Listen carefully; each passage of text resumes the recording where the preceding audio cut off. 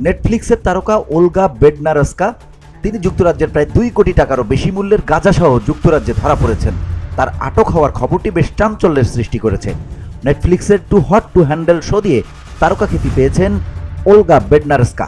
তিনি যুক্তরাজ্যের একটি ক্লাস বি মাদক আমদানির নিষেধাজ্ঞা ভঙ্গের অভিযোগে দোষী সাব্যস্ত হয়েছেন। এই রিয়েলিটি টিভি তারকা এরই মধ্যে আদালতে 40 কেজি গাঁজা যুক্তরাজ্যে নিয়ে আসার চেষ্টা করার কথা স্বীকার করেছেন। বেডনারস্কাকে অক্টোবর মাসে ম্যানচেস্টার এয়ারপোর্টে থাইল্যান্ড থেকে আসা একটি ফ্লাইট থেকে নামার পর আটক করা হয়, যেখানে কর্মকর্তারা দুটি সুটকেসে 1,57,000 ইউরো মূল্যের ক্লাস বি মাদক শনাক্ত করেন।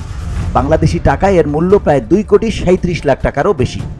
গ্রেপ্তারের পর বেশ কয়েক সপ্তাহ হেফাজতে থাকার পর আদালত সিদ্ধান্ত নেয় তাকে 15 দিন পুনর্বাসন কার্যক্রমে অংশ নিতে হবে। তাকে 20 মাসের অস্থায়ী সাজাও দেওয়া হয়। সেই সাজায় উল্লেখ করা হয়েছে, অভিনেত্রী যদি 2026 সালের নভেম্বরের মধ্যে কোনো অপরাধ করেন তবে তাকে 20 মাস জেল খাটতে হবে।